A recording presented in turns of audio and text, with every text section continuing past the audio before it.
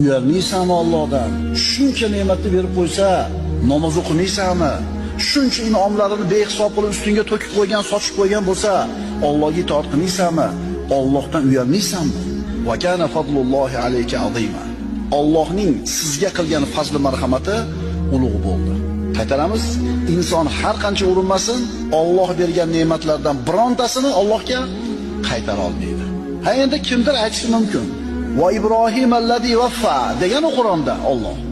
Vafo qilgan Ibrohim deyapti Alloh. Vafo qilgan ekan u.